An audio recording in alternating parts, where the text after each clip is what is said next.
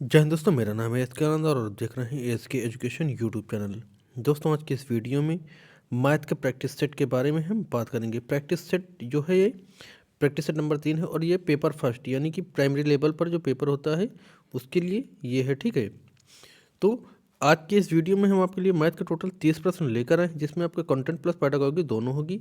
प्रत्येक प्रश्न का आंसर आप नीचे कमेंट सेक्शन में देंगे और मैथ के साथ साथ अन्य सब्जेक्ट के भी previous year question, practice set और सब्जेक्ट के थ्योरी बेस वीडियोस चैनल पर अपलोड हैं, जाकर आप देख सकते हैं। ठीक है, प्रत्येक प्रश्न का आंसर आप नीचे कमेंट सेक्शन पर यहाँ से दीजिएगा।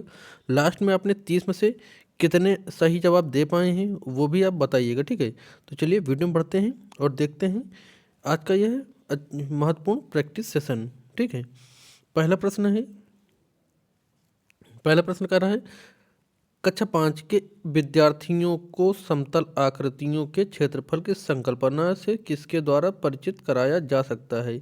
यानी कि कक्षा 5 के कुछ विद्यार्थी हैं, उनको समतल आकृति के क्षेत्रफल की संकल्पना बतानी है, तो आप किसके द्वारा परिचित कराएंगे। ऑप्शन ए कह रहा है कि आयत की लंबाई और चौड़ाई को का पता लगाते हुए आयत के क्षेत्रफल के सूत्रों का प्रयोग करके आयतन के क्षेत्रफल की गणना करेंगे। क्या आप ऐसा करेंगे एक शिक्षक होने के नाते, या फिर आप जो है आयत और वर्ग के क्षेत्रफल का सूत्र बताएंगे, या फिर ऑप्शन बी कह रहा है कि इकाई वर्गों के गणना की सहायता से आकृतियों के क्षेत्रफल की गणना करेंगे, या फिर ऑप्शन डी कह रहा है कि विभिन्न वस्तुओं जैसे हथेली, पत्ती, पेंसिल आदि की सहायता से किसी भी आकृति का क्षेत्रफल मापेंगे।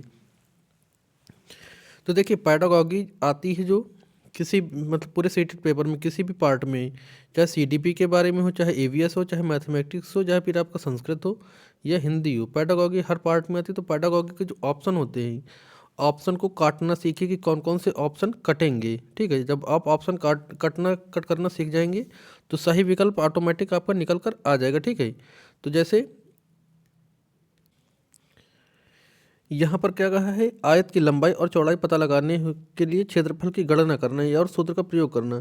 तो सूत्र का प्रयोग आप नहीं करेंगे, प्राइमरी लेवल पर सूत्र का प्रयोग करना उचित नहीं होगा। ठीक है, परीक्षा के लिए तैयारी करना मात्र वाले, जिनमें शुरुआत में मात्र आ जाए, केवल आ जाए, रटना आ जाए, अभ्यास कराना आ जाए, अत्यधिक अभ्यास और गृह कार्य इत्यादि जो आपके मिलेंगे किसी भी आपके ऑप्शन में, तो वो सभी निगेटिव जाएंगे।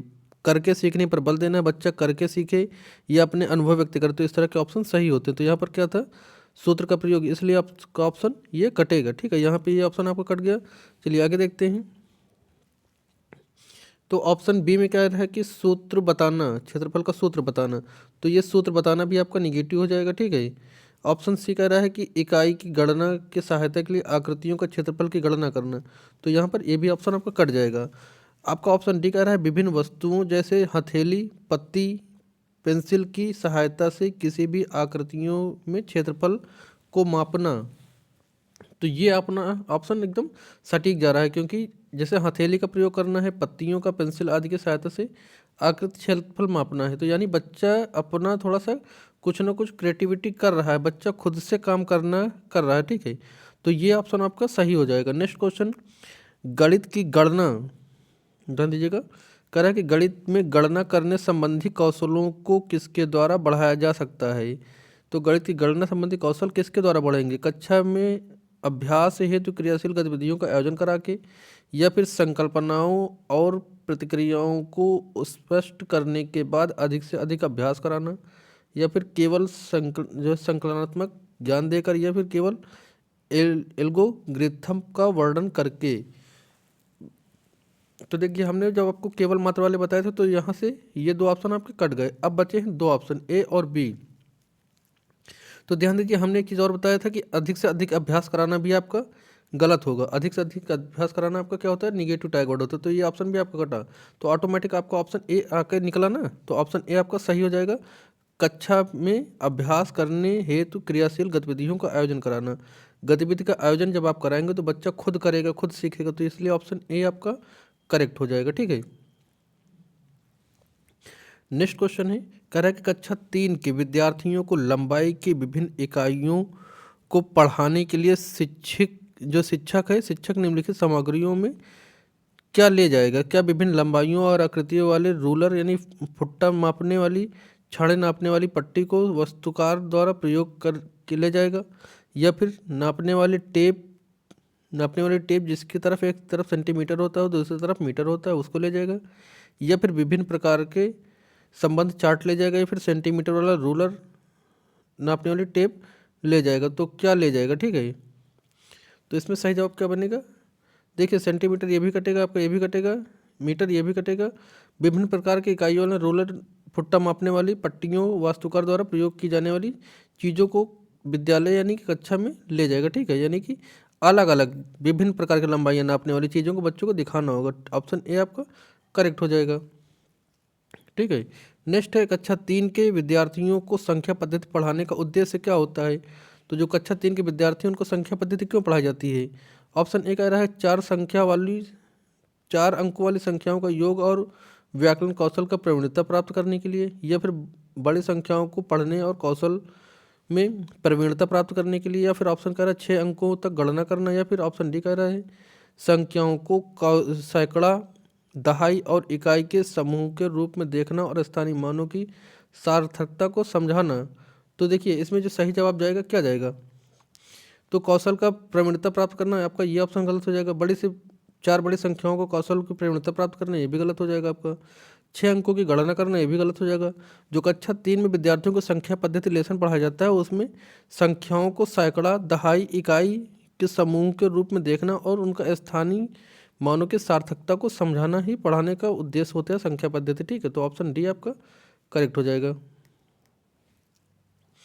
नेक्स्ट क्वेश्चन, सबसे उपयुक्त व्यूह रचना जिसका प्रयोग धनराशि के योग की कुशलता को आत्मसात करने के लिए किया जा सकता है। तो कौन सा विकल्प इसमें सटीक होगा, भूमिका निर्वाहन यानी कि रोल प्ले करना, या फिर बहुत सारे सवाल हल करना, या फिर सूचना और संप्रेषण तकनीक यानी कि ICT का प्रयोग करना, या फिर प्रतिरूपों का प्रयोग करना। तो इसमें जो सही जवाब जाएगा वो कौन सा जाएगा, सही जवाब इसमें से कौन सा होगा। तो इसका सही जवाब हो जाएगा आपका ऑप्शन ए, भूमिका निर्वाह यानी कि रोल प्ले करना।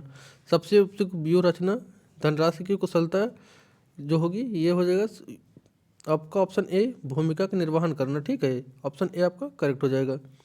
नेक्स्ट क्वेश्चन, एक शिक्षक आधार और स्थानीय मान की संकल्पना का विकास करते समय कक्षा में निम्नलिखित पहेली का प्रयोग करता है, ठीक है। पहेली का प्रयोग करता है और कहता है कि मैं 8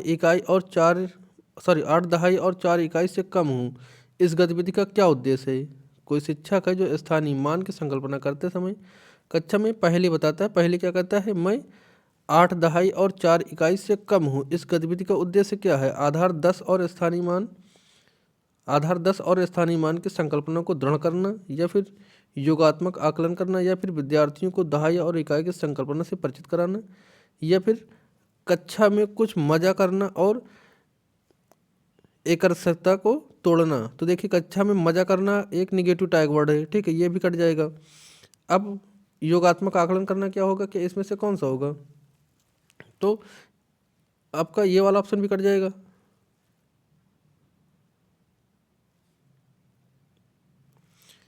इसमें क्या होगा, आधार 10 और स्थानीय मान की संकल्पना को दृढ़ करना, ऑप्शन ए आपका करेक्ट हो जाएगा। ये ऑप्शन भी आपका कट जाएगा, ठीक है। इकाई, सो इसमें बताया इकाई 4 और दहाई 8, तो आधार 10 और स्थानीय मान की संकल्पना करना है, ठीक है। ऑप्शन ए आपका करेक्ट हो जाएगा।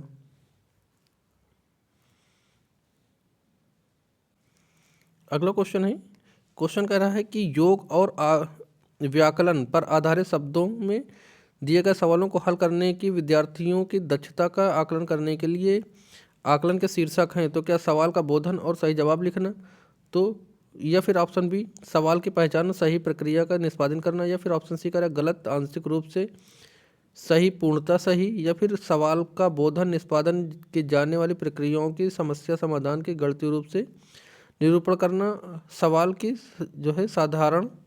सवाल के समाधान और प्रस्तुतिकरण। तो इसका सवाल जो जाएगा आंसर वो ऑप्शन डी के साथ जाएगा, ठीक है।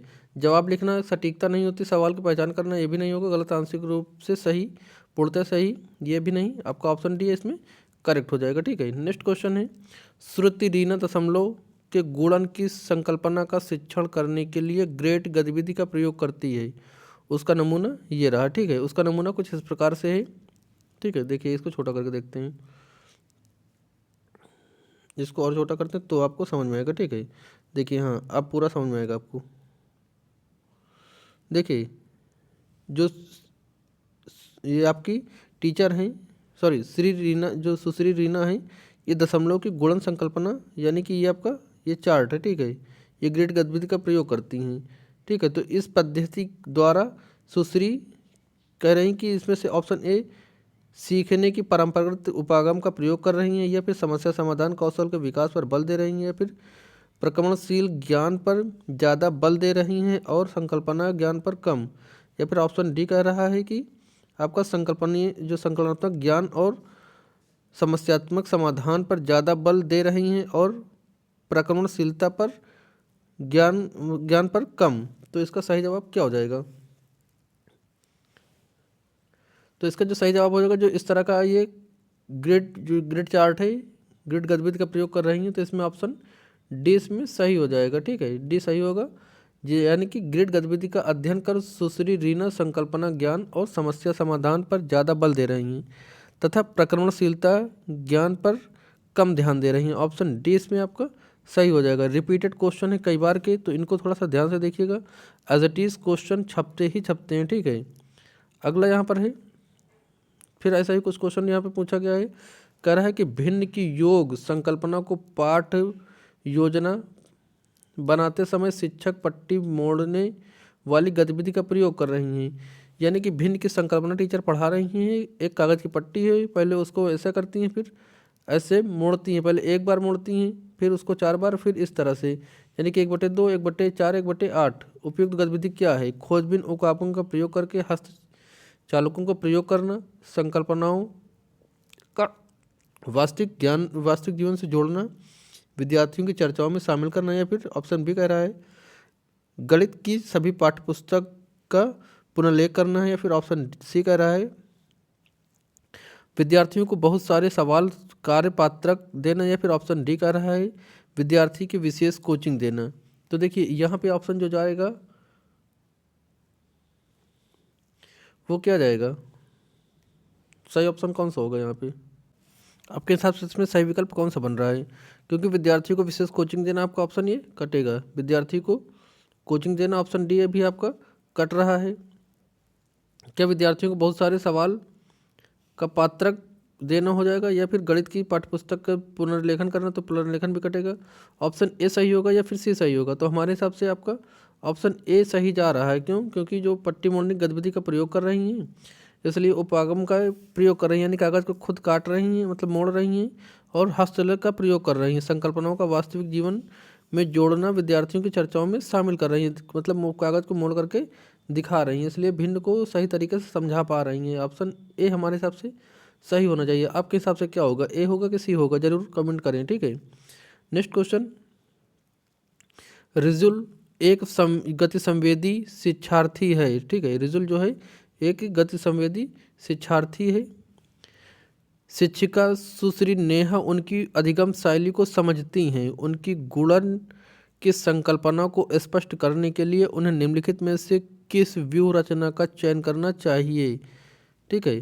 तो क्या सभी पहाड़ों को याद कराने के लिए उन पर बल देना चाहिए, या फिर 2 और 3 आदि के गुणज प्राप्त करने के लिए 2 भिन्न रंगों वाली मोती की माला का प्रयोग करना चाहिए, या फिर आपका कटवा गिनती, या फिर आपका ये तिरछी आड़ी रेखाओं का प्रतिच्छेदक बिंदु गिनना चाहिए। तो जो गुणन की संकल्पना है उसको स्पष्ट करने के लिए इसमें से इन विकल्पों में से कौन सा विकल्प इसमें सही होगा, ठीक है।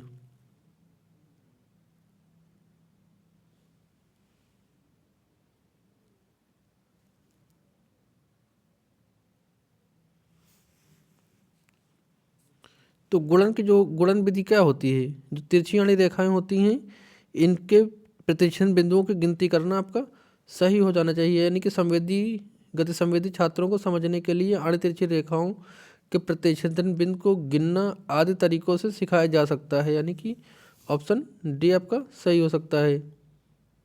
अच्छा, थोड़ा सा ध्यान दीजिएगा, यहाँ पे 45 क्वेश्चन आ गया, जबकि यहाँ पे चल रहा था अभी 39। तो देखिए यहाँ पर जो है इसके ऑप्शन चेंज होंगे ना। अभी ये दूसरा क्वेश्चन था, ये यहाँ पे जो हमने बताया ये दूसरा क्वेश्चन था। यहाँ पे इसके ऑप्शन अभी आगे हैं इस साइड ना, ठीक है। वो जो आपका भिन्न वाला था, भिन्न वाले के ऑप्शन ये यहाँ पर रहे, सॉरी समझ आते हैं।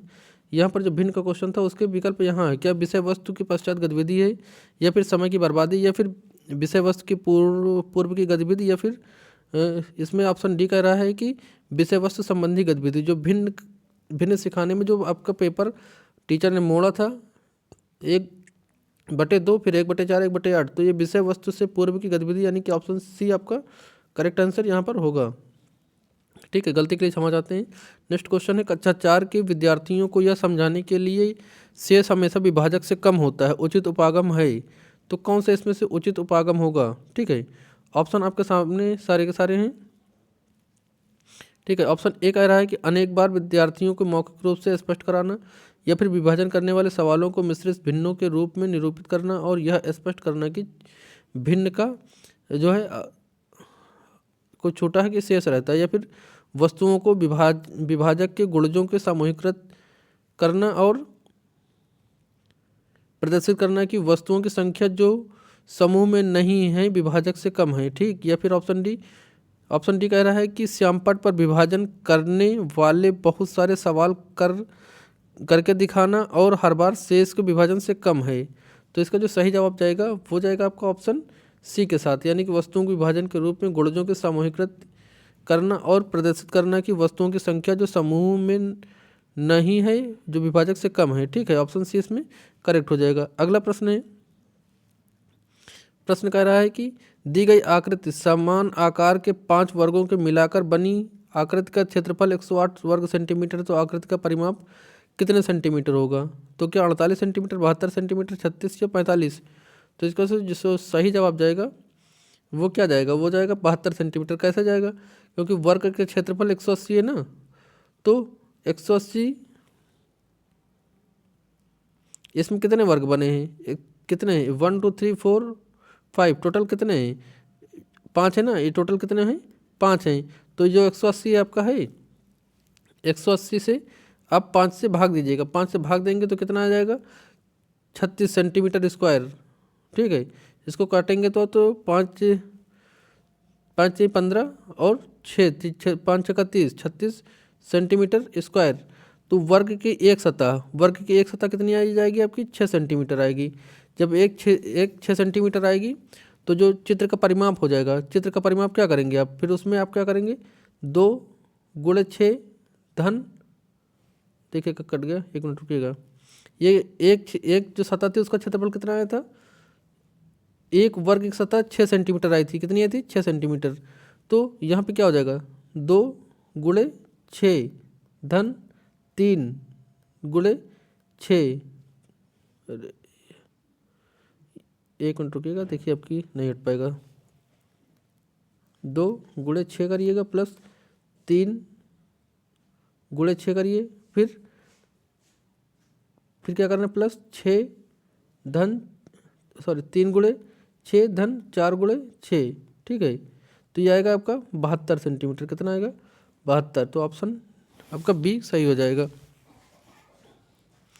नेक्स्ट क्वेश्चन है, भिन्नों का योग पढ़ाते समय श्री सिंह द्वारा यह देखा गया कि निम्नलिखित में से प्रकार की त्रुटि बहुत आम है, यानी कि जैसे ये 2/3 प्लस 2/5 बराबर 4/8, ये त्रुटि बहुत ही आम है, तो श्री सिंह को निम्नलिखित उपचारक कार्य करना चाहिए, तो इसमें से कौन सा कार्य जो है श्री सिंह के द्वारा किया जाना चाहिए, ये आपको बताना है।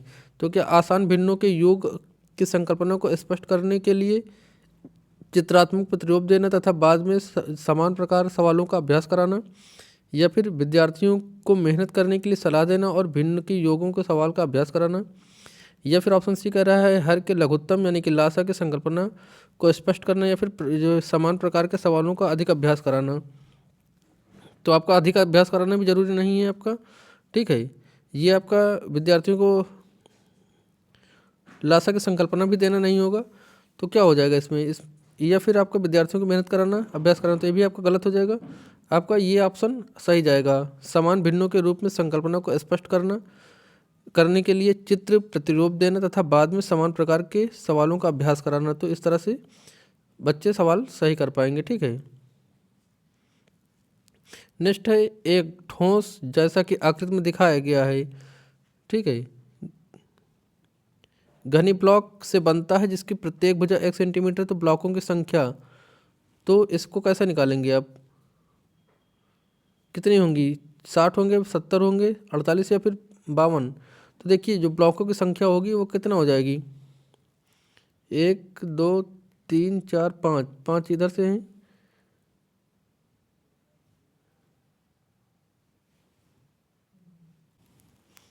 तो देखिए ये जो आपके जंस दिखेगा, ये जो आपके पार्ट ये कटे हुए हैं कितने हैं, 2 3 4 5, 5 ये हो गए, 4 इधर हैं और 3 ये कटे हुए हैं ना।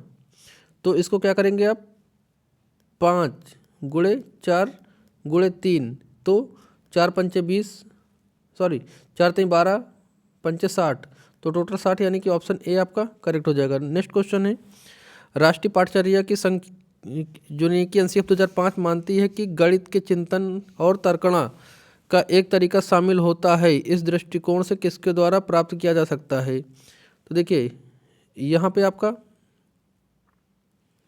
ये रहा क्वेश्चन। ठीक है। उसके ऑप्शन ये यहाँ पर हैं, ये क्वेश्चन का ऑप्शन यहाँ पर है। तो ये हमने इसको आपको बताया था। तो इसमें कौन सा ऑप्शन सही हो जाएगा, कौन सा ऑप्शन इसका सही होना, तो इसका ऑप्शन ये वाला था, खोजबीन उपगम का प्रयोग करके हस्तचलकों का प्रयोग करना, संकल्पनाओं को वास्तविक जीवन से जोड़ना और विद्यार्थियों को परिचय जो चर्चाओं में शामिल करना। ये ऑप्शन आपका सटीक था। ठीक है। एनसीएफ 2005 इस पर बल देता है। नेक्स्ट क्वेश्चन है, इसको भी हमने बता ही दिया था, तो इसमें आड़ी तिरछी रेखाएं था। अगला क्वेश्चन है, कक्षा सेकंड में अबेकस का प्रयोग निम्नलिखित में से किसकी सहायता नहीं करता है। जो अबेकस होता है इसमें से कह रहा है किसकी सहायता नहीं करता, क्या बिना किसी त्रुटि की संख्याओं को पढ़ने में, या फिर शब्दों में दी गई संख्याओं को एक समान संख्यांक लिखने में, या फिर गणना में परिशुद्धता प्राप्त करने में, या फिर स्थानीय मान की महत्वता को समझाने में। तो अबेकस का प्रयोग डैश में विद्यार्थियों की सहायता नहीं करता है। इसका सटीक जवाब क्या जाएगा, इसका जाएगा आपका ऑप्शन बी, शब्दों की अबेकस सेकंड कक्षा में अबेकस का प्रयोग शब्दों की दी गई संख्याओं को समान संख्यांक लिखने में विद्यार्थियों की सहायता नहीं करता है। ठीक है। ऑप्शन बी आपका करेक्ट हो जाएगा। अगला क्वेश्चन है, करा निम्नलिखित में से किस विभाजन में शेष उसके अधिक होगा जब आप 176 को 3 से विभाजित करते हैं। तो 176 से जो है 176 को 3 से विभाजित करते हैं तो उससे अधिक इसमें किस में जाएगा। ठीक है। तो अगर आप 176 को 3 से विभाजित करते हैं तो शेष कितना बचेगा, 2 बचेगा। इसको भाग देंगे आप तो इसमें 2 बचेगा शेष। ठीक है। तो इसमें कह रहा है कि उसमें अधिक, यानी कि इनमें से किस में से अधिक बचेगा, 2 से अधिक किस में बचेगा। तो आप जब 173 को 3 से तो भाग दे ही दिया, क्या 2 से भाग देंगे तो ज़्यादा बचेगा, फिर 5 से भाग देंगे तो ज़्यादा बचेगा, फिर 4 से भाग देंगे तो ज़्यादा बचेगा। तो ज़्यादा की बात आई है, तो जब आप 173 को 5 से भाग देंगे, 173 को 5 से भाग देंगे तो यहाँ जो बचेगा शेष 3 बचेगा। ठीक है। तो ऑप्शन आपका सी करेक्ट हो जाएगा। यहाँ पर 176 को 3 से भाग देने पर 2 बचा था, तो 173 को अगर 5 से भाग देंगे तो वहाँ पर ज़्यादा, यानी कि 3 शेष बच रहा था। ठीक है। नेक्स्ट क्वेश्चन आपके सामने कह रहा है कि 500 centimetre plus 5 metre plus 5 kilometre बराबर कितना होगा। तो इसमें क्या 555 मीटर हो जाएगा, 5055 मीटर होगा, 55 मीटर होगा, या फिर 500 मीटर होगा। तो कितना होगा, तो 1000 में कितने मीटर होते हैं, सॉरी हाँ 1 किलोमीटर में कितने मीटर होंगे, 5000 मीटर होंगे। तो 1 2 3। ठीक है। अब कह रहा है 50 मीटर, तो इसमें आप जो है क्या करेंगे,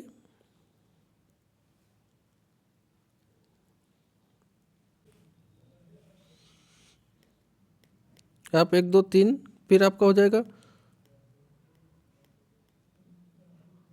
ये, सॉरी 1 मिनट देखिएगा, 5000 मीटर, ये जो आपका 5 किलोमीटर है ना, 5 किलोमीटर को जब आप मीटर में लिखेंगे तो क्या करेंगे, 1 2 3। ठीक है।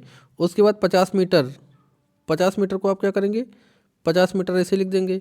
फिर आपका यह जो आपका जो आप इधर आएंगे इसको मीटर में चेंज करेंगे तो 500 सेंटीमीटर हो जाएगा 5 मीटर, ठीक है।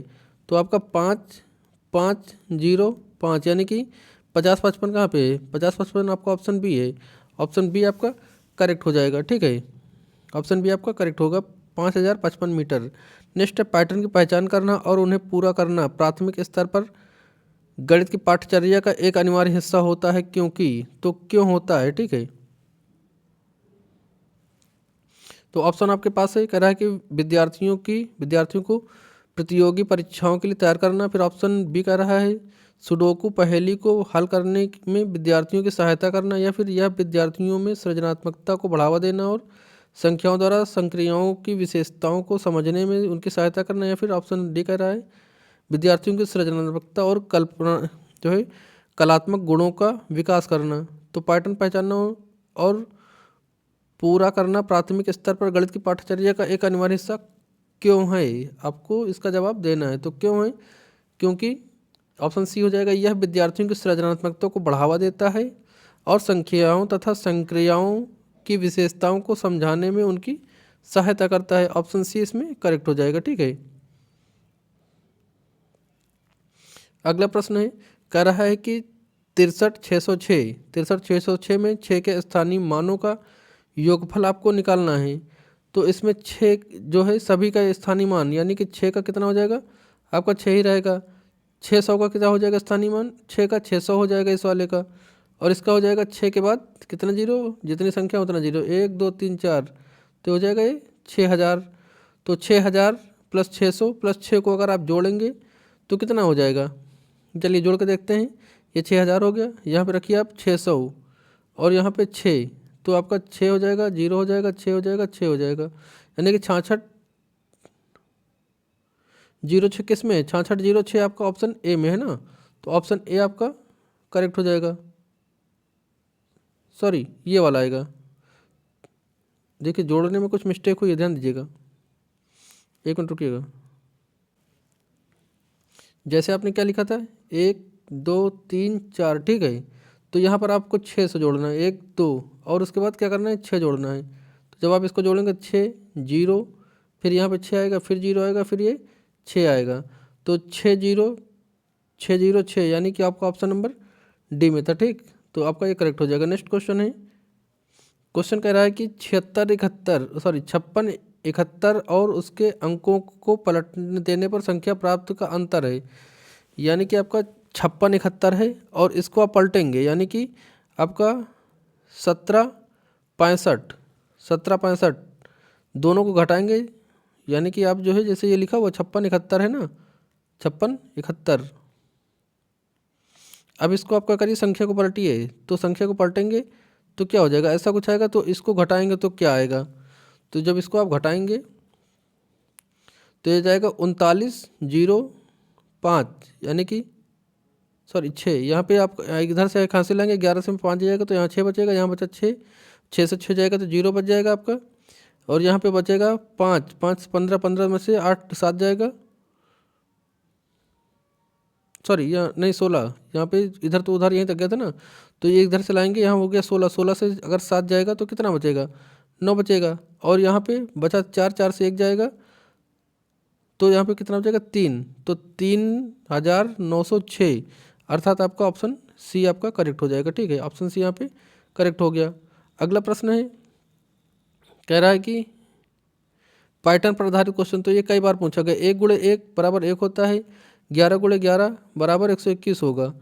तो और 111 गुणे 111 तो यह हो जाएगा 12341, तो डैश डैश, तो यहाँ पर जो है गुणा करोगे तो आप कितना आएगा, मतलब 5 टाइम 1 और 5 टाइम 1 को गुणा करोगे तो कितना आएगा। तो देखिए अगर ऐसे सवाल आते हैं, ठीक है, पैटर्न वाले, तो ध्यान दीजिएगा, जितने बार 1 हो, देखिएगा हम बताते हैं आपको ठीक से। देखिए यहाँ पे जो पैटर्न लगता है इन वाले क्वेश्चन में कितनी भी बड़ी संख्या दे दे, ठीक है। तो इसमें आप करेंगे क्या, जैसे यहाँ देखिए 1 गुणे 1 था तो 1 आया था ना, तो 11 गुणे 11 था, यानी कि जितने बार हो, तो जैसे 2 बार था तो 1 2 1 हो जाएगा। यहाँ पर कितने बार थे, 3 बार था ना, 1 1, तो 1 2 3 फिर 2 1, तो वैसे यहाँ पे क्या हो जाएगा 1 हो जाएगा यहाँ पे, फिर 2 फिर 3 फिर 4, फिर 5, फिर यहाँ से संख्या, यहाँ से 5 के बाद इधर वाले फिर उल्टा कर दीजिएगा, 4 3 2 1, यानी कि जितनी बार हो वहाँ तक जाइए, उसके बाद फिर संख्या को पलट दीजिए। ध्यान से देखिए, आपको समझ आ जाएगा, पूछता जरूर क्वेश्चन है। जैसे ये कितनी बार यहाँ पे था, तो इसमें कितने बार था, 2 बार, तो 1 के बाद 2, 2 के बाद फिर संख्या पलट गई। यहाँ पर 3 बार था, तो 1 2 3, फिर संख्या के जो है 1 2 और 1 आपने कर दिया, पलट दिया। तो वैसे ही यहाँ पर देखिए ऑप्शन डी जाएगा, यानी कि कितना गए, 1 2 3 4 5, और 5 के बाद फिर क्या, इधर की संख्या फिर पलट देगा, 4 3 2 1, तो ऑप्शन डी आपका यहाँ पे करेक्ट हो गया। अगला क्वेश्चन है, निम्नलिखित में से कौन सा सही है? तो क्या 1000 की पूर्ववर्ती 999 है, या फिर 1000 की पूर्ववर्ती की परावर्ती 1001 है, या फिर 1000 की परावर्ती का परवर्ती 1002 है, या फिर 1000 के परवर्ती का पूर्ववर्ती 1000 है? तो देखिए, पूर्ववर्ती उत्तरावर्ती जो होती है, इसकी वीडियो हमने बनाकर डाल रखी चैनल पर, जाके आप देख सकते हैं। फिलहाल यहाँ के लिए बात रही यहाँ पर बनाने के लिए, तो देखिए यहाँ पर ऑप्शन डी जो है वो सही है। क्यों? क्योंकि देखिए 1000 की परावर्ती कितनी हो जाएगी, 1001 हो जाएगी, कितनी हो जाएगी, 1001 हो जाएगी। फिर उसकी पूर्ववर्ती क्या हो जाएगी, तो फिर -1 करेंगे तो फिर 1000 आ जाएगी। देखिए, उत्तरावर्ती का मतलब होता है आने वाली 1, और पूर्ववर्ती का मतलब होता है -1, तो +1 -1 करेंगे तो इसमें क्या हो जाएगी, 1000 की परावर्ती यानी कि आने वाली, जिसको उत्तरावर्ती कहते हो, तो वहाँ पे हो जाएगी 1001, कितनी हो जाएगी, 1001। लेकिन उसकी फिर से पूर्ववर्ती फिर -1 करेंगे तो एक वही वापस आ जाएगी 1001, यानी कि ऑप्शन डी आपका करेक्ट हो जाएगा। अगला क्वेश्चन है, एक दुकानदार 239 खिलौने, एक दुकान में कितने खिलौने हैं, 239 खिलौने हैं, 70 और खिलौने लाए गए, उनमें से 152 बिक गए, बचे हुए खिलौने की संख्या कितनी होगी? देखिए यहाँ पे जोड़ घटाने संबंधित सवाल है ये। 239 के उसके पास पहले से थे, ठीक है, 239 पहले से थे, और 70 फिर से लाए गए, तो 70 इसमें जब ऐड करेंगे तो कितने हो गए, 9, यहाँ पे हो गया 7 3 10, और 300, 309 हो गए, ठीक है। 309 से जब बिकेंगे 152, 309 से 152 बिक गए, तो कितना बचेगा, यहाँ रुकिए, इधर देखिए, यहाँ पे माइनस करेगा आप, 152 यहाँ पे घटा दीजिए, 152 जब घटाएंगे तो यहाँ पे बचेगा 7, यहाँ पे बचेगा 5, और यहाँ बचेगा 2, सॉरी 1, क्योंकि 1 तो इधर चला गया था ना, तो 1 बचा, तो 157 बचा ना, 157। तो इसमें कौन सा ऑप्शन ऐसा बन रहा है, ये वाला ना, ऐसा बन रहा है। यहाँ पे आंसर नहीं मांगा था, खाली देखना था कि खिलौने की संख्या क्या थी। तो 239 पहले थी ये वाली, 70 जोड़े गए और 152 घटा दिया गया, तो अगर संख्या पूछता तो 157 हो जाती, वरना आपका आंसर ये रहा। नेक्स्ट है, कह रहा है कि एक पेंसिल का मूल्य 2.5 रुपये है, अमित 1.5 दर्जन पेंसिल खरीदता है और दुकानदार को 100 रुपये का एक नोट देता है, उसे कितने रुपए वापस मिलेंगे? यानी कि एक पेंसिल का मूल्य कितना है, एक पेंसिल का मूल्य है 2.5 रुपया, ठीक है। तो 1.5 दर्जन यानी कि 18, एक दर्जन में कितने होते हैं, 12 होते हैं ना, तो 12 और 6 18, 1.5 दर्जन है। तो इसको 2.5 से आप गुणा करिएगा, 2.5 से जब गुणा करेंगे तो ये हो जाएगा आपका 45 रुपये। 45 रुपये की पेंसिल हो गई, 100 रुपये उसने दिया है, तो 100 में से आप 45 घटा दीजिएगा, 100 माइनस 45 करेंगे तो कितना आएगा आपका, 55 आ जाएगा। 55 आपका ऑप्शन सी सही था, ठीक है, ऑप्शन सी आपका सही है, 55 रुपये वापस मिलने चाहिए अमित को। नेक्स्ट क्वेश्चन है, 47 95 गुणे 95 73 के गुणनफल में दहाई अंक इकाई अंक का योगफल क्या है? तो दहाई और इकाई का अंक जो है उसको आपको जोड़ना है, ठीक है। इसको गुणा करेंगे, जब दोनों को गुणा करेंगे तो आएगा कितना, तो आएगा 35, गुणा कर लीजिएगा 35 98 49 0 7, ठीक है। तो इकाई और दहाई का, ये इकाई दहाई मतलब इकाई 7 है और दहाई 0 है, ठीक है। तो इसका योग आएगा आपका ऑप्शन डी 7 ही आ जाएगा, ठीक है, 7 इसका सही जवाब होगा। नेक्स्ट क्वेश्चन है, कह रहा है कि 2:58 PM से 4 घंटे 59 मिनट पहले का क्या समय है? तो यानी 2:58 को जो PM दिखा रहा है, PM का मतलब होता है दोपहर के बाद का समय, ठीक है। तो कह रहा है 4 घंटे 59 मिनट पहले का समय, 4 घंटे 59 मिनट पहले का समय। तो यहाँ देखिए, ये 2 का मतलब क्या हो जाएगा, यहाँ पे हो जाएगा 14, क्योंकि दोपहर के बाद का है, 14.58 करिए आप, 14.58, और यहाँ पे माइनस क्या करना है, 4 घंटे 59 मिनट, 4 घंटे 59 मिनट, ठीक है। 4 घंटे 59 मिनट करेंगे आप, तो ये क्या निकल कर आएगा, यहाँ बचेगा 9 और यहाँ पे 59 और 9, यानी कि 9 बजकर कितना मिनट होगा, 9:59 AM का। आपका ऑप्शन डी यहाँ पर सही हो जाएगा, ठीक। ऑप्शन डी यहाँ पे सही हो जाएगा। देखिए 12 दोपहर के, जब सुबह के 12 बजता है तो वहाँ पर 55 दिखाता है, मतलब 0:01 2 मिनट चलता है, ठीक है। तो 1 2 3 4 5 सुबह के लगभग 11 बजे तक, 11:59 तक AM चलेगा। जैसे दोपहर का 12 बजेगा वैसे चल जाता है PM, ठीक है। तो PM दोपहर से 12 का, रात के 12 का समय होता है PM का, और सुबह रात आधी रात 12 से दोपहर तक का AM का समय होता है। अगला क्वेश्चन है, कह रहा है 19,000 प्लस 9 सैकड़ा प्लस 9 इकाई, यानी कि 9 इकाई 19 सैकड़ा और 19,000 के बराबर है। तो इसको जोड़ना होता है, ठीक है। इसको जब जोड़ेंगे आप तो कितना आएगा, यानी कि इसको जोड़ेंगे 19,000 तो 1 2 3, अब कह रहा है 19 सैकड़ा यानी कि 1900, और कह रहा है 19 इकाई, तो इसको अब यहाँ पे रखिए तो कितना आएगा, ये 9 आएगा, यहाँ पे 1 आएगा, यहाँ पे 9 आएगा, यहाँ पे 9 आएगा और 1 आएगा। तो इसका जो सही जवाब बनेगा 20,919, यानी कि ऑप्शन ए आपका सही हो जाएगा। 20,919 ऑप्शन ए आपका करेक्ट हो जाएगा। कह रहा है यदि 56 75 65 56 75 67 567 को 567 से विभाजित किया जाता है तो योगफल क्या होगा। तो देखिए जब इसको आप विभाजित करेंगे तो जो इसका भागफल आएगा, भागफल कितना आएगा, तो आपका ये वाला आएगा। आप जो है क्रॉस करके देख लीजिएगा, पहले एक बार जाएगा, फिर 0 0 बढ़ाओगे 2 बार, फिर आपका फिर एक बार जाएगा, फिर डबल 0 बढ़ाओगे, फिर एक बार जाएगा, ठीक है। तो ऑप्शन इसमें बी करेक्ट हो जाएगा। नेक्स्ट क्वेश्चन, 1/2 में कितने 1/8 हैं, 1/2 में कितने 1/8 हैं, ठीक है। तो जब आप इसको भाग देंगे 1/2 डिवाइडेड बाई 1/8, 1/8, ठीक है। तो अब इसको जैसे यहाँ भाग का चिन्ह, इसको भाग चिन्ह पलटने के लिए अब क्या करेंगे, 1/2 गुणे 8/1 कर दोगे तो 2 चौके 8, तो क्या निकल कर आया 4। तो 1/2 में कितने 1/8 हैं, तो 4 हैं, ठीक है। तो ऑप्शन ए यहाँ पे करेक्ट हो जाएगा। तो ये थे मैथ का प्रैक्टिस सेट जिसमें से हमने आपको टोटल 60 क्वेश्चन करवाए। आपके इसमें से सही कितने विकल्प हुए आप बताएं, और वीडियो पसंद आई नहीं आई, जो भी आपकी व्यक्तिगत राय हो इस प्रैक्टिस सेशन के बारे में आप अपनी व्यक्तिगत राय नीचे कमेंट में लिखें। मिलते हैं नेक्स्ट प्रैक्टिस सेशन के साथ, तब तक के लिए जय हिंद।